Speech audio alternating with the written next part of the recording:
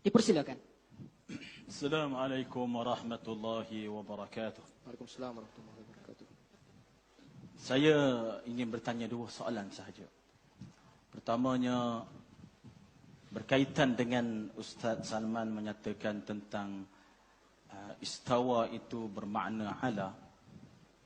Sedangkan Imam At-Tabari seperti mana di dalam tafsirnya yang terkenal, tafsir Imam At-Tabari surah Al-Baqarah, menyatakan bahawa istawa itu adalah ala alaiha uluwan mulkin wa sultan la uluwan tiqal wa zawal.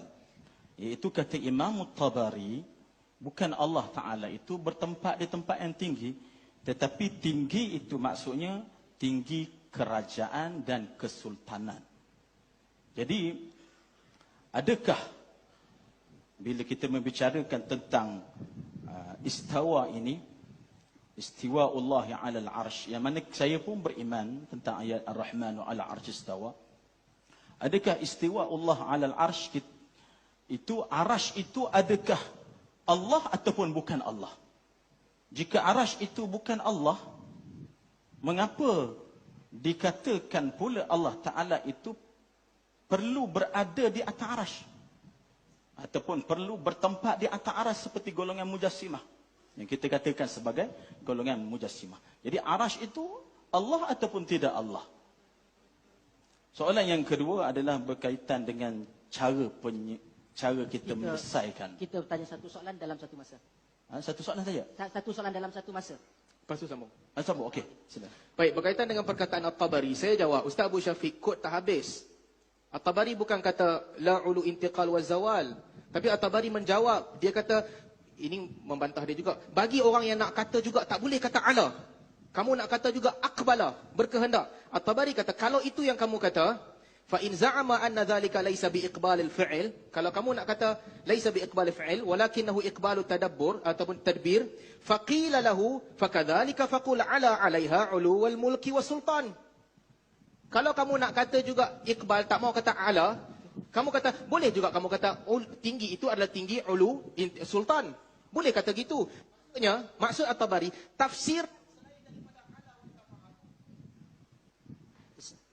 tafsiran selain daripada ala wartafa'ah itu salah. At-Tabari kritik. Itu yang ni sabotaj ke apa ni? Yang kedua, berkaitan dengan Allah di atas arash, sama ada Allah arash ataupun tidak, la yakhtaliful isnan. This is not debatable. Tak ada siapa khilaf. Allah bukan arash. Allah di atas arash. Tinggi di atas arash. Tinggi di atas segala makhluknya. Di mana kamu mendapati bahawa ada makhluk yang paling tinggi, tutup alam ini, Allah lebih tinggi daripada makhluk.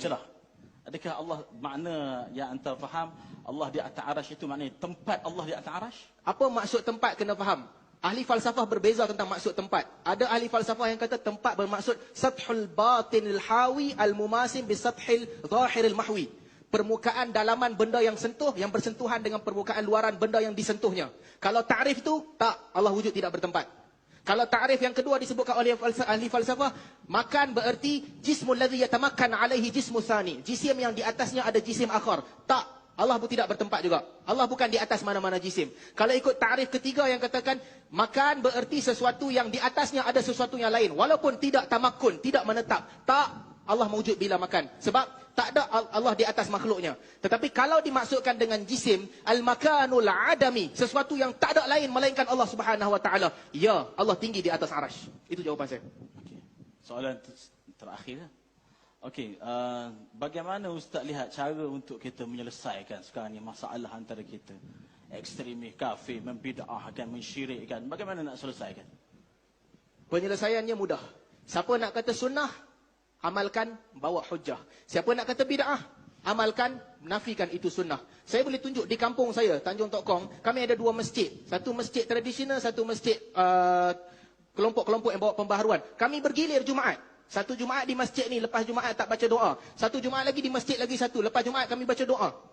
Berbeza. Orang tu kata baca doa bid'ah. Orang ni kata baca doa lepas semayang beramai-ramai sunnah. Ya. Siapa nak kata bid'ah, dia kata bid'ah. Siapa nak kata sunnah, dia kata sunnah. Siapa nak kata pandangan ni bercanggah dengan mazhab, dia kata. Tetapi, Yang saya sebutkan tadi tak boleh. Jangan fitnah. Jangan tuduh orang. Jangan sebut peribadi orang secara melampau. Jangan bagi gelaran-gelaran yang jahat. Itu yang membawa kepada perpecahan. Berkaitan dengan takfir, jangan kafirkan orang tanpa sandaran hujah. Kamu ada hujah, kamu kata pandangan ini sama seperti pandangan orang kafir. Sebagaimana yang dikatakan menafikan sifat itu sama seperti pandangan musyriki Mekah. Bawa hujah. Sebagaimana Ustaz Abu Syafiq juga, pandangan yang katakan pandangan Wahabi tentang isbatkan surah sama macam Yahudi, bawakan hujah. Selesai. Tetapi jangan keluarkan orang secara umum daripada Islam. Sebagaimana disebutkan oleh para ulama, saya katakan tadi. Jangan keluarkan mereka daripada Islam. Tak setuju, kritik. Tak setuju, bantah. Orang awam juga sama. Jangan masukkan orang dalam neraka. Tak setuju, cukup sekadar kita bantah. Nak kata bid'ah, kata. Nak kata sunnah, katakan.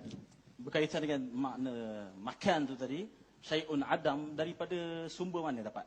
Daripada sumber mana? Dar'ut Ta'arud ditulis oleh Ibn Taymiyah. Ibn Taymiyah lah rujukan. Saya boleh bawa rujukan kedua. Ibn Rushd menulis di dalam Tahafut ketika dia mengkritik Al-Ghazali, dia menyebutkan perkara yang sama. Di mana Ibn Rushd mengatakan boleh nafikan makan tapi tak boleh nafikan jihad. Kita boleh berbincang dalam forum lain secara panjang lebar perbahasan ahli falsafah. Imam Ahmad Ibn Salamah At-Tahawi mengatakan bahawa Allah Ta'ala ini bukan di penjuru 6. Atas, bawah, kanan, kiri, depan, belakang. Dia dan ulama salaf. Tadi anda kata tak boleh nafikan jihad bagi Allah, tapi Imam Salaf menafikan jihad bagi Allah. Jangan misquote. Saya kata itu kata Ibn Rushd. Ya, maksud saya bagaimana pendapat? Baik. Tentang jihad. Jihad adalah sesuatu yang relatif. Tuan-tuan kalau baca buku falsafah ini jelas. Jihad yang 6 bukan selama-lamanya 6. Jihad bagi saya 6. Atas, bawah, kiri, kanan, depan, belakang. Jihad bagi Ustaz Abu Syafiq juga sama. Jihad bagi benda tapi dia bicara tentang Tuhan. Dia tak bicara tentang manusia. Saya jawab. Tapi jihad bagi duit shilling bukan 6. 360 darjah. Utara, selatan, timur, barat, tenggara, timur, laut. Ada 8. 360. Jihad bagi alam ini segala-galanya ada jihatul ulu di atas alam ini. Dan di atas alam ini, Allah Subhanahu Wa Taala tidak ada makhluk bersama dengan Allah Subhanahu Wa Taala. Kalau kita pegang dengan pandangan tu, untuk katakan jihad sentiasa 6, artinya arash bukan paling tinggi. Lepas arash ada langit lagi. Lepas langit ada langit lagi. Adakah anta beriktikad Allah Ta'ala wujud tanpa bertempat? Yang tempat itu makhluk lah. Sebab tempat bukan Tuhan. Saya dah sebut tadi ada 4 ta'rif bagi tempat. Ringkas. I'tiqad anta bahawa tempat itu adalah makhluk. Jadi adakah Allah Ta'ala wujud tanpa bertempat? Ustaz Abu Syafiq bertanya soalan seperti bertanya kepada saya, adakah Tuan Yusuf itu Robnya? Kalau saya kata Rob, dia akan kata arbabun mutafarriqun khairum min amillahil wahidil qahar. Kalau saya kata bukan, dia akan kata innahu rabbi ahsana maswai. Anda kena jelaskan ta'rif, apa maksud makan. Kalau dimaksudkan makan itu makhluk, Allah maujud tidak bertempat. Allah tidak berada. Jadi adakah makan yang tidak makhluk? Adakah tempat yang tidak dicipta oleh Allah Ta'ala? Adam. Macam mana? Ustaz Abu Syafiq kena faham, ta'rif berbeza. Ta'rif mana yang Ustaz Abu Syafiq nak pegang sekarang? Okey. Sekarang ni tempat adalah bukan khalik, dia adalah makhluk. Jadi kita kata Allah Ta'ala tidak bertempat kerana tempat itu makhluk. Kalau difahami, takkan kita nak kata bahawa tempat itu tidak diciptakan? Adam. Ustaz Abu Syafiq, kalau anda baca perbahasan falsafah itu disebut makanul adami. Semua madhab falsafah sebut. Daripada Aristo, Plato, Ibn Rushd, Ibn Sina, Asy'ariyah, Jahmiyah, Salaf, semua bahas perkara itu. Makanul adami, perbahasan. Bagi saya, tak apalah. Bagi saya itu ada definisi yang agak pelik sikit. Di sisi manhaj ahli sunnah wal jamaah, al-Asy'ariyah, al-Maturidiyah. Pada saya, perkataan makan tidak disebut secara jelas dalam nas. Nak nafikan. Tetapi jangan nafikan makan sehingga menafikan uluwullah ala al-arsh. Itu jangan. Kalau nak nafikan makan, tetap isbat Allah tinggi di atas arasy, okey, saya tak ada masalah. Masalahnya akan jadi apabila sama macam Jahmiyah. Apabila? 1 minit lagi. Masalahnya sama seperti, kita ambil contoh seperti Kristian. Apabila Allah turunkan ayat Al-Quran, innakum wa ma ta'buduna min dunillahi hatabu jahannam. Kamu dan apa yang kamu sembah selain daripada Allah masuk neraka. Mereka kata, takkan Isa masuk neraka sekali? Nampak? Ambil ayat untuk menghalalkan justifikasi sendiri. Sebab tu pada saya, Ustaz, nak nafikan makan, okey, nafikan. Tetapi jangan nafikan Allah tinggi di atas arasy. Sebab itu pegangan ulama salaf. Kalau nak nafikan juga, boleh nafikan. Itu pandangan mutaakhiri Asy'ariyah. Saya katakan dia bercanggah dengan salaf. Tapi ada golongan Al-Wahabiyah yang mengatakan bahawa Allah Ta'ala itu duduk. Masalah kita adalah bila mengatakan istawa itu duduk. Ataupun istiqrar, iaitu mengambil tempat. Duduk disebutkan oleh At-Tabari dalam tafsir Tabari ketika mentafsirkan wasi'a kursiyyuhus samawati wal ard. Dia membawakan bahawa bila ditafsirkan maksud kursi, Setelah bahas panjang, dia kata yang paling tepat adalah apa yang datang dalam hadis. Yaq'ad disebut, thumma yaq'ad, duduk. Saya boleh bawakan dalam tafsir. Okey, masa sudah cukup. Terima kasih kepada sesi yang dimulakan oleh Ustaz Abu Syafiq dalam sesi soal jawab di antara panelis. Saya harap pada semua dapat tenang. Kita masih lagi 2 sesi lagi. Diteruskan sesi soal jawab ini dengan menjemput Fadil Ustaz Salman Ali untuk meneruskan sesi soal jawab beliau. Dipersilakan. Baik, soalan pertama kepada Al-Fadhil Ustaz Abu Syafiq. Boleh saya duduk Berdiri. Bagi orang yang menganggap Muawiyah ini melakukan dosa besar, Muawiyah telah melakukan dosa, gilakan kuasa dan ijtihadnya tidak diterima apabila keluar menentang Sayyidina Ali. Apa pandangan Ustaz tentang orang tu? Imam Al-Baihaqi ada menyatakan bahawa Imam Syafi'i menghukum golongan yang berkaitan dengan peristiwa itu sebagai burah. Bila disebut burah, maka mereka ini melakukan satu kesalahan. Okay. Dan pandangan berbeza di kalangan Al-Asy'ariyah. Kadang-kadang kita jangan menghukum kepada semua Asy'ariyah. Memang ada sebahagiannya mengatakan bahawa Muawiyah di situ walaupun dia berijtihad, tapi ijtihadnya adalah bercanggah dengan nas, kerana Imam Sayyidina Ali ketika itu adalah khalifah. Tidak sepatutnya soalan saya begitu. Bagi orang yang berkata begini, apakah perkataan dia itu diterima ataupun ditolak? Apa pandangan Ustaz tentang orang yang kata Muawiyah tamakkan kuasa, dia keluar bukan di atas ijtihad yang sah? Kalau tujuan dia adalah menghina Muawiyah, maka kita tidak menerima pandangan itulah. Jazakumullah khairan. Ini adalah perkataan Abdullah Harari dalam Sharih Al-Bayan. Al-Fadhil dia bukan seorang nabi pun.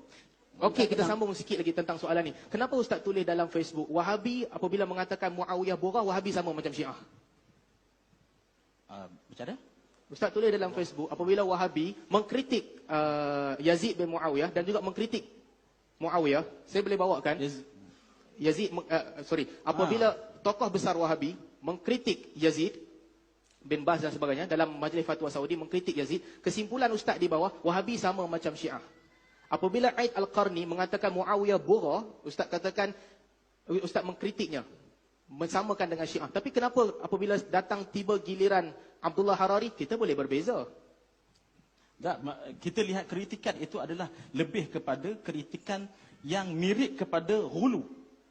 Tetapi dalam hal kritikan yang membina, contohnya kritikan yang menjelaskan tentang hukum, ianya juga adalah pandangan ulama-ulama di kalangan Asy'ariyah seperti dinukilkan oleh Baihaqi tadi, maka kita kata itu dari segi menjelaskan hukum.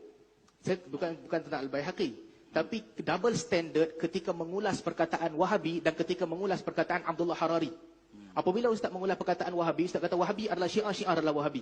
Perkataan yang lebih teruk daripada itu dikeluarkan oleh Abdullah Harari bila dia kata ini adalah dosa, mereka tidak melakukan atas dasar ijtihad, bahkan dia mengeluarkan Muawiyah daripada hadis am, tak boleh maki sahabat. Ustaz kata kita boleh beza. Double standard dalam berurusan dengan dua tokoh. Ini yang kita tak nak. Yang kedua, anda tak pernah cakap lagi tentang contohnya tentang Syekh Abdullah Al-Harari. Kita tidak ada pernah tulis lagi berkaitan dengan ini. Tapi Ustaz tulis tentang Aid Al-Qarni dan juga kritikan mufti Majlis Fatwa Saudi ke atas Yazid. Kita kritik ke atas Wahabi, bukan ke atas menyatakan mana-mana statement daripada Syekh Abdullah Al-Harari. Artinya kalau dia menyebut, dia lagi teruk pada Wahabi, betul? Sebab Wahabi tak kata borah yang ijtihad terkeluar. Dia kata dia bukan di dalam masalah itu sahaja golongan Wahabi ini teruk. Bila mana kita lihat, jadi maksudnya kalau dia teruk bab lain pun boleh maki dia juga. Masalah maki kita tak ada maki. Boleh kritik dia. Kalau tempat lain dia teruk, kita boleh berlebih kurang dengan dia. Begitu? Kritik. Itu okey. Saya terima manhaj itu. Yang kedua, bagi orang yang mengatakan Abu Hasan Al-Asy'ari termasuk sebagai ekstrim, siapa yang kata Abu Hasan Al-Asy'ari adalah mujassimah, apakah perkataan ni salah dan ekstrim ataupun perkataan ni betul? Ini berkaitan dengan Syekh Hasan Saqaf. Kita mengatakan bahawa kitab Al-Ibanah itu adalah kitab yang tala'aba bihi baina yaday asimah. Iaitu ada golongan yang cuba mengubah-ubah isi kandungannya. Kitab Ibanah memang sebelum ada. Tu Ustaz, nanti dulu. Dan maksudnya begini, bukan Ibanah tu, benda yang sama ditulis dalam 4 cetakan Al-Banah tentang Yadan dengan ID. Benda yang sama ditulis oleh Ibnu Asakir dalam Tibyan Kadhibil Muftari. Benda yang sama disebutkan oleh Ibnu Taimiyah di dalam Dar'ut Ta'arud. Benda yang sama disebutkan oleh Ibn Hazmin dalam Al-Faslu Bainal Milal wal Ahwa' wan Nihal. Benda yang sama juga disebut oleh Hasan Saqaf. Ini bukan tipu. 5, 6 sumber berbeza menyebutkan benda yang sama. Atas dasar itu, mereka mengatakan Abu Hasan al-Asy'ari mujassimah. Adakah tuduhan itu jahat ataupun memang betul mujassimah? Imam Abu Hasan al-Asy'ari bukan mujassimah. Jadi maksudnya, Dan kita kena faham bahawa sebahagian penulis-menulis dia menyatakan tentang kalau buku itu benar, dikritik ke atas kitab tersebut. Tetapi secara tahqiq kitab tersebut, isi kandungannya tidak betul.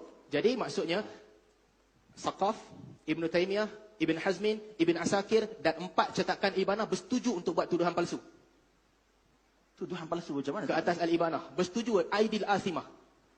Tambah perkataan Abu Hasan al-Asy'ari yang dia tak sebut. Imam Abu Hasan al-Asy'ari tidak menyatakan semua sekali isi kandungan Al-Ibanah sekarang ini.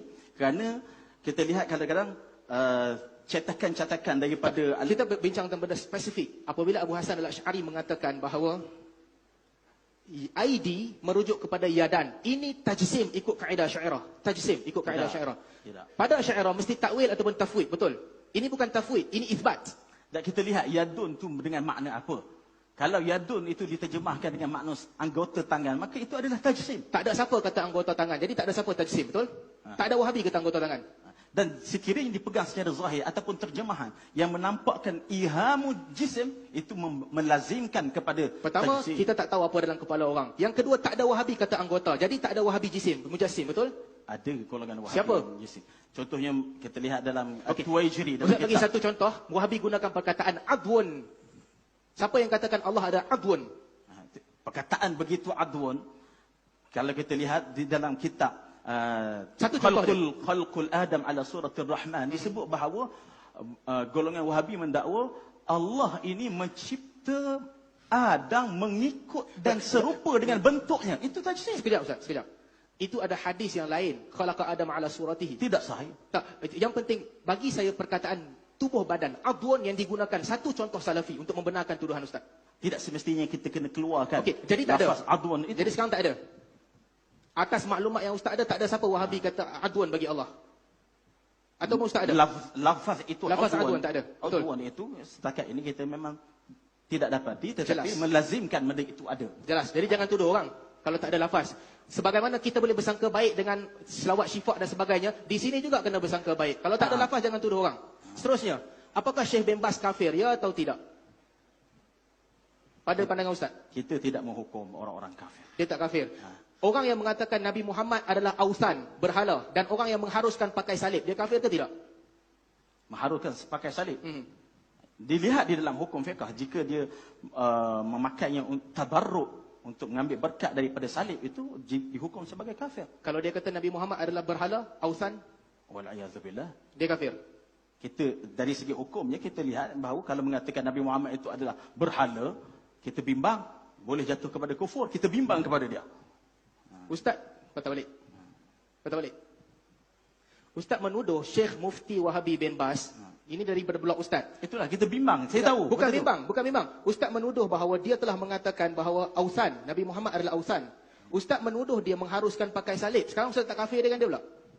Mana satu yang betul? Di sini ada sebut kafir. Di sini tak sebut kafir, tapi disebutkan dia haruskan pakai salib. Di mana dia haruskan? Di dalam keratan Ini ini. tulisan Ustaz. Okey. Ini tulisan Ustaz, bukan tulisan orang lain. Harap Saya tenang. tak nampak betul. Okey, tak apa. Kita pergi soalan lain. Ah. Kita pergi soalan lain. Seterusnya.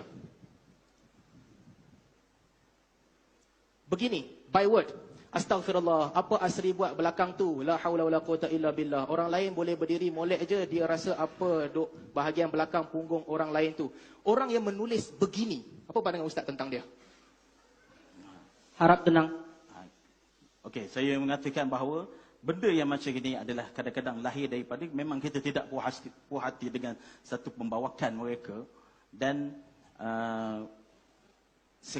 dari segi adabnya kita memang manusia itu melakukan apa-apa kesalahan dan dia boleh Jadi itu satu kesalahan. Kenyataan itu satu kesalahan. Betul. kita mengkritik dia, memang saya mengkritik dia. Tidak ada masalah benda tu. Perkataan seperti tadi tak patut diucap. Betul. Itu adalah daripada blog Ustaz. Tetapi ini adalah di antara sebab saya mengkritik Muhammad Asri. Ya khi, Dr. Mazhar menyebutkan sama seperti Ibnul Arabi. Sama by word saya telah buktikan tadi. Dr. Mazhar mendakwa ulama Islam halalkan liwat ke atas tubuh manusia. Bukti ada di bawah. Ini ada di bukan bawah. dakwaan dia. Ini dakwaan Ibnul Arabi. Dia nakalkan. Dan ditulis dalam kitab-kitab mazhab Maliki. Kita boleh buka dan rujuk. Kenapa dia seorang kena? Jadi maksudnya, kritikan yang sama Ustaz sanggup bagi kepada Ibnul Arabi? Dia berlain. Asri bukan Ibn Arabi. Perkataan yang sama diucapkan oleh dua orang. Dengan Asri Ustaz bantai dia. Ustaz sebut perkataan begini. Tapi Ibn Arabi, Asri bukan Ibnul Arabi. Mana manhaj? Dalam hal ini tidak berkaitan dengan manhaj. Dia berkaitan dengan kita perlu mengkritik dia kerana dia mengkritik para ulama. Bukan masalah kritik. Benda yang sama diucapkan oleh Asri, benda yang sama diucapkan oleh Ibn Arabi. Ustaz hentam Asri dengan hentaman di luar kadar manusia. Terima kasih. Masa untuk bersoal jawab dari pihak Ustaz Salman Ali telah pun habis. Yang jahat. Itu yang disebutkan oleh Ustaz Abu Syafiq juga tadi. Tentang takfir. Ustaz Abu Syafiq sebut tentang bagaimana ulama-ulama Wahabi mengkafirkan Asy'ariyah ataupun menyesatkan Asy'ariyah ataupun mengatakan Asy'ariyah dan demikian dan demikian. Ini saya nak sebut dengan jelas. Pertama, mengatakan seseorang itu terkeluar daripada Ahlus Sunnah wal Jamaah, semua orang buat. Asy'ariyah kata orang lain keluar, Salaf kata orang lain keluar, Maturidi kata orang lain keluar, semua orang buat. Tetapi nak melihat ekstrimnya apabila mengeluarkan orang daripada sempadan agama ini. Kalau tuan-tuan boleh lihat apa yang ditulis oleh Muhammad bin Abdul Wahab sendiri dalam Durar Saniyah. Dia menyebutkan, "Ma dzukira lakum anni ukaffira bil umum fa hadha min buhtanil a'da." Apa yang telah disampaikan kepada kamu bahawa aku mengkafirkan manusia semewang-mewangnya, itu adalah tuduhan palsu. Kata bin Bas, mufti Saudi yang lepas, "Laisa min ahli ilmi salafiyyin man yukaffir haula alladhi dzakartumuhum." Tidak ada ahli ilmu salaf yang mengkafirkan orang-orang yang kamu sebutkan, ulama-ulama besar. An-Nawawi, Ibn Hajar Al-Asqalani dan sebagainya. Demikian juga yang disebutkan oleh Syekh Muhammad Saleh Fauzan. Katanya, "Wa nahnu la na'lam anna ahadan min ahli sunnah nasaba al-asy'ariyah wal maturidiyah ila al-khuruj 'anid din wal muruqi 'anil millah." Kata Saleh Fauzan, tokoh besar Salafi ataupun Wahabi pada ketika ini, kami tidak pernah mendengar seorang pun daripada ahli sunnah yang mengatakan Asy'ariyah dan juga Maturidi terkeluar daripada Islam. Ini perkataan tokoh-tokoh besar mereka. Apabila Saleh Fauzan mengulas tentang dua orang ulama besar, Ibn Hajar dan juga An-Nawawi, yang sebahagian pandangan mereka sama dengan Asy'ariyah, katanya, "Fahuma imaman jalilan mawthuqan 'inda ahli ilmi." Kedua-dua mereka adalah dua orang imam yang dipercayai di sisi ahli ilmi.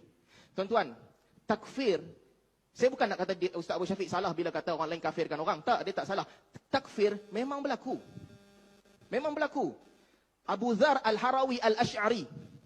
Ini contoh. Saya tak kata Asy'ariyah suka kafirkan orang. Tapi berlaku dalam sejarah. Abu Dzar Al-Harawi Al-Asy'ari telah mengkafirkan Ibn Battah.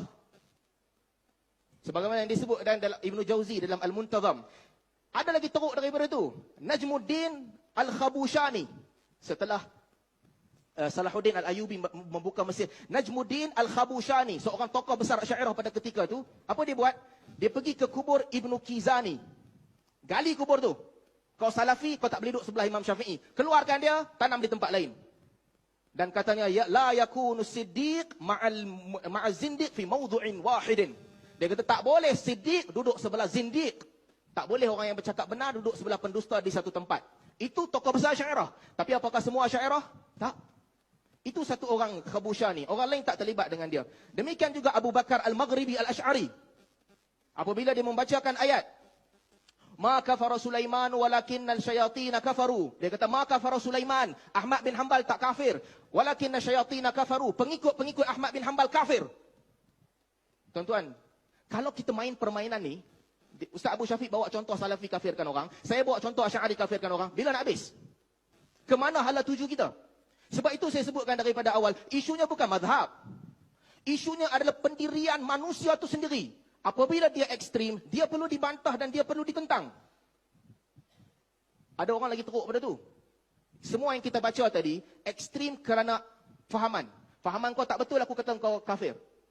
Sama ada tafsiran dia betul, ataupun tafsiran dia tak betul, itu perkara kedua. Tapi ada orang lagi teruk pada tu. Dia kafirkan orang, semata-mata kerana orang tak nak kafirkan musuh dia. Siapa orang tu? Abdullah Harari, guru kepada Syekh Abu Syafiq.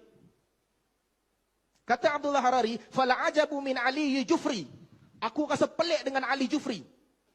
Alladhi ya'taqidu anna al-wahabiyyata mujassimah thumma yaqul ana la ukaffiruhum. Yang mana dia berkata, aku percaya bahawa Wahabi mujassimah, tetapi aku tidak mengkafirkan mereka.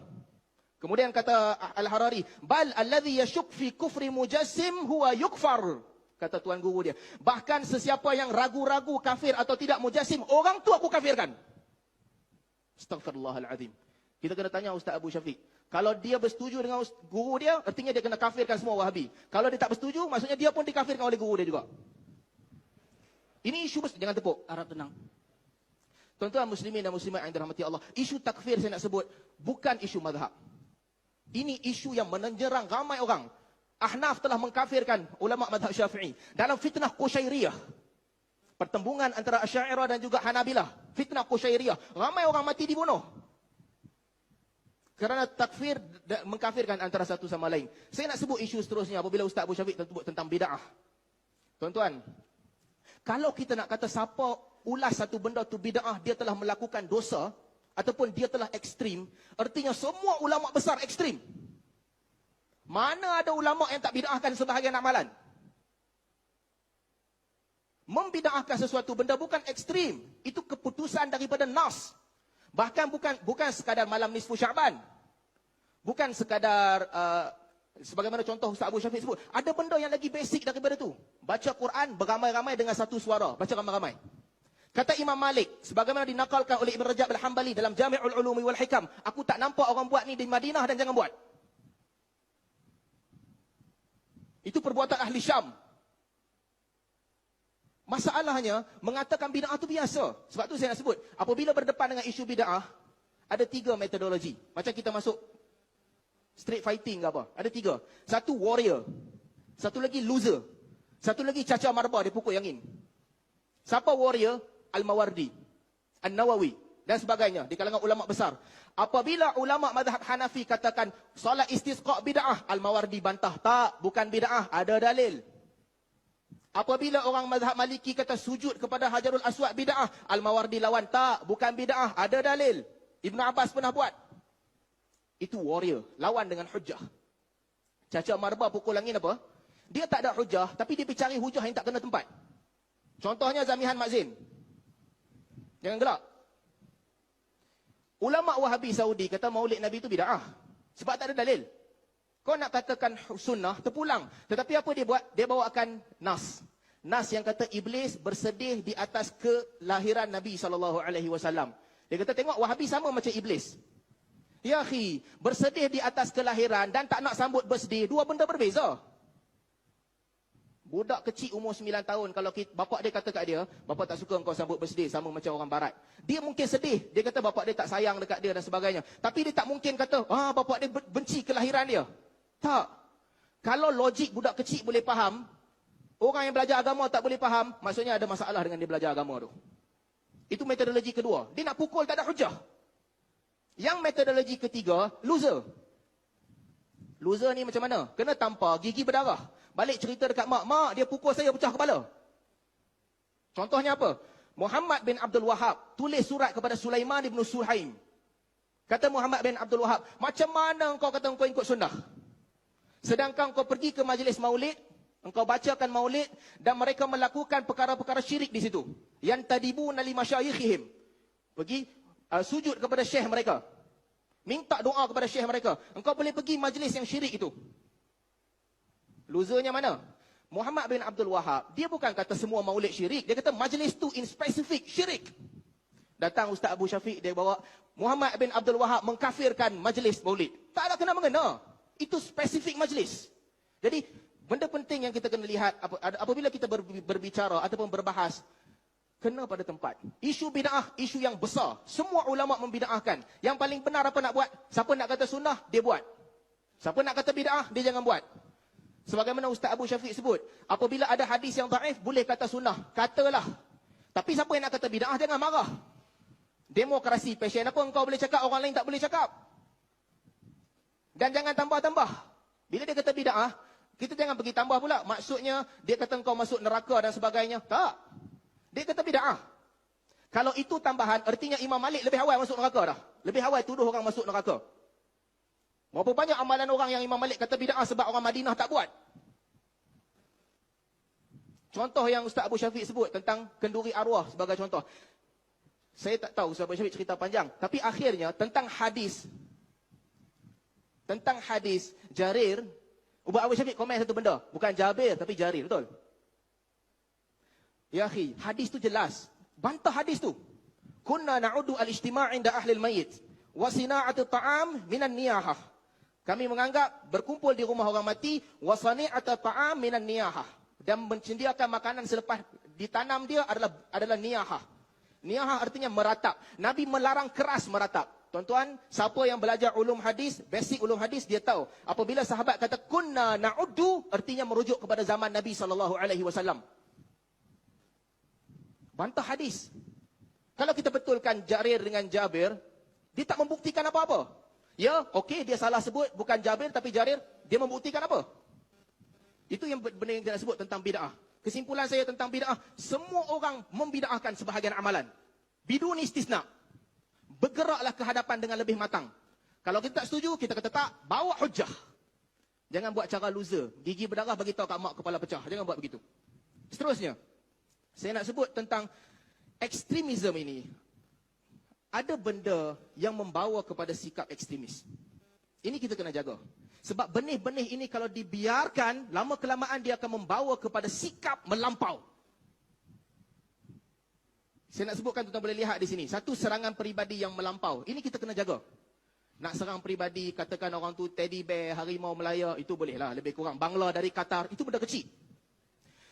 Tetapi, apabila kita mula menyerang secara melampau peribadi seseorang, itu ekstrim. Gambar ni, Abdul Aziz bin Abdullah Al-Shaykh At-Tamimi, mufti Saudi sekarang. Dia berkhutbah di Arafah sejak 34 tahun dulu, kecuali tahun lepas, ataupun tahun ni. Abdul Aziz Al-Shaykh, seorang pemimpin yang besar. Kita boleh tak bersetuju dengan dia. Kita boleh kata dia ni salah, akidah dia tak betul. Okey, tak ada masalah. Tetapi sampai ke tahap kita bawa video dia, yang dia kata, orang tanya dia tentang muzik. Katanya, aku bertawakuf tentang muzik sebab aku takut masuk ke dalam mendengar perkataan sufi yang tidak ada faedah. Itu katanya. Al-Fadhil Ustaz Abu Syafiq, apabila dia ulas, dia kata, tengok, Mufti Saudi kafirkan orang sambil main kemaluan. Ya akhi, adab, kesopanan, kesusilaan di mana? Dia orang tua, buta. Saya sendiri, peribadi, kalau ada seorang tokoh Buddha ataupun tokoh Hindu yang tua, guru saya kata dekat dia, duduk sambil main kemaluan, saya tolak guru tu. Itu manhaj dan metodologi kita. Serangan peribadi yang melampau tak boleh dibenarkan. Seterusnya saya nak bawa tentang fitnah. Tahun 2005 seingat saya, ada berita di Pakistan. 500 laporan kanak-kanak sekolah agama diliwat. Itu laporan. Apabila laporan itu keluar, yang mengkritik laporan itu adalah pemimpin-pemimpin Deobandi. Qari Muhammad Hanif Jalandari. Pemimpin Deobandi. Sebab kebanyakan sekolah tahfiz ini sekolah Deobandi. Alirannya. Ada aliran Salafi, ada aliran Deobandi. Ada satu persatuan, Wifaq Madaris Arabiyah. Dikuasai oleh pemimpin Hanafi Deobandi. Mereka bantah, mereka tak sampai 500. Yang penting, apabila kritikan ni sampai, pemimpin Deobandi berasa terkesan. Ini kata kat kami. Tapi apabila kita sampai kepada page Ustaz Abu Syafiq, katanya Wahabi meliwat 500 kanak-kanak. Di mana datang ni? Peristiwa tu berlaku di Pakistan. Bukan negara Salafi ataupun Wahabi. Pada 2005. Pada tahun 2009 seingat saya, Wahabi meliwat 500 kanak-kanak. Ini fitnah. Kita tak perlu menjadi aswaja, Wahabi, Salafi, Ikhwani, apa pun. Cukup sekadar menjadi manusia untuk kita tahu bahawa fitnah itu haram. Seterusnya, label. Tuan-tuan muslimin dan muslimat yang dirahmati Allah. Label satu benda yang kita kena jaga. Label sikit-sikit, lebih kurang, itu tak ada masalah. Tetapi apabila label menggunakan perkataan yang manusia biasa tak guna, hanya digunakan oleh manusia-manusia di jalanan, maka itu masalah yang berat. Mana boleh panggil orang lelaki jalang? kerana berbeza pandangan dalam fatwa. Ini tak boleh, sikap yang salah. Seterusnya, tentang prejudis saya nak sebut. Kena jaga. Kalau tak nak ekstremis, sekat prejudis. Kalau kita benarkan prejudis, hari ini kita kata kat mazhab orang, esok orang kata kat mazhab kita, lusa lagi satu kata kat mazhab kita. Akhirnya kita membentuk satu komuniti yang ekstrim. Imam masjid negara kena tampar dengan orang gila. Al-Fadhil Ustaz Abu Syafiq tulis, video ketika Wahabi plus Syiah tampar imam tika solat Jumaat. Ya akhi, prejudis. Ini tak boleh Al-Fadhil Ustaz. Kita kena jaga benda-benda begini untuk membentuk masyarakat yang saling menghormati. Macam mana kita cerita tentang menghormati orang lain sedangkan perkataan kita begini? Demikian juga Wahabi bunuh pegawai agama Asy'ari Asy-Syafi'i. Tanda soal.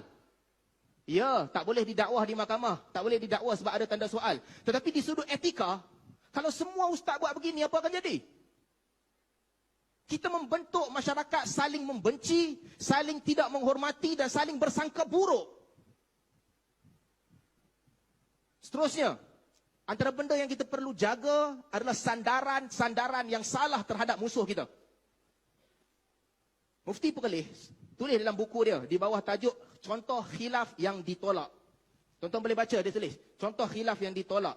Ada di antara ulama berpendapat bahawa perbuatan itu harus. Antara mereka segelintir sahabat, tabi'in dan pendapat Imam Malik. Ini kata Mufti Perlis. Bandingkan dengan kata Ibnul Arabi dalam Ahkamul Quran, disebut di situ, ikhtalafal ulama fi jawazin nikahil mar'a fi duburiha. Para ulama berbeza pandangan tentang bersama isteri melalui belakang. Fajawwazahu ta'ifatun kathiratun. Ini telah diharuskan oleh ramai ulama. Katanya, waqad jama'a dzalika Ibnu Sya'ban fi kitab Jima'un Niswan. Telah dikumpul oleh Ibnu Sya'ban. Al-Fadhil Mufti Perlis tulis bab ni nak kata ini contoh ada khilaf tapi jangan amal. Itu contoh, itu sebab dia tulis dalam bab contoh khilaf yang ditolak. Itu jelas, quotation word by word, maksudnya daripada Ahkamul Quran, Ibnu Arabi. Tapi bila sampai kepada Ustaz Abu Syafiq, katanya, Muhammad Asri Zainul Abidin yang mendakwa ramai ulama Islam halalkan liwat. Sedangkan Rasulullah bersabda, laknatlah sesiapa yang menyetubuhi isterinya dari duburnya. Hadis ni, kalau tengok slide sebelum, Mufti Perlis pun sebut juga. Sesiapa yang menyetubuhi isteri daripada duburnya, maka dia dilaknat. Katanya, mengapa Asri mendakwa sedemikian? Adakah kerana dia melakukan liwat? Astaghfirullahaladzim. Ainal haya? Ainal ihtiram? Kalau ini kita benarkan, nanti orang kata kepada Ibnu Arabi, baca buku Ibnu Arabi, tanya, takkanlah Ibnu Arabi ni kenapa benarkan liwat ke? Dan slide yang kedua lebih teruk. Paparan ini adalah rentetan daripada fatwa Wahabi Malaysia yang menghalalkan liwat secara mutlak. Tak ada orang menghalalkan liwat secara mutlak, melainkan tuduhan palsu yang tidak berasas. Jadi saya ingat ini semua kita kena jaga dan kita kena berhati-hati untuk membentuk masyarakat yang selamat. Kita jangan retorik, bercakap tentang adab, bercakap tentang kesopanan, tapi bila kita keluar kita maki, kita halalkan penipuan, kita halalkan fitnah terhadap musuh kita. Saya nak tinggalkan beberapa soalan kepada Al-Fadhil Ustaz Abu Syafiq. Buktikan dakwaan saya salah. Buktikan yang orang lain tak kafirkan orang, Wahabi je kafirkan orang. Buktikan yang ulama tak ada kata bid'ah, Wahabi je yang kata bid'ah amalan.